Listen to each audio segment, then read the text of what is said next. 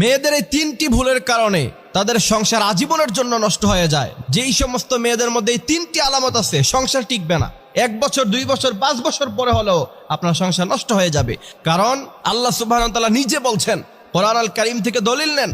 আল্লাহ বলছেন, আর রিজালু কাওয়ামুনা আলান নিসা বিমা ফাদ্দালাল্লাহু বা'দাহুম আলা বা'দ।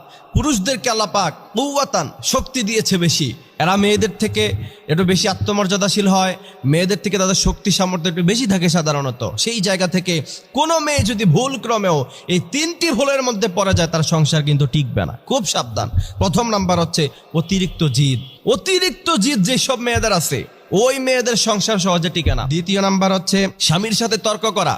একজন পুরুষ কখনো সে তর্ক পছন্দ করে না। তৃতীয় নাম্বার, এটা সামাজিক পর্যায়ে সবাই জানেন, তৃতীয় নাম্বার যে মারাত্মক ভুলের কারণে আপনার সংসার ভেঙে যাবে, মেয়েদের সংসারটা ভাঙে, সেটা হচ্ছে বাবার বাড়ির কুপরামর্শ। মনের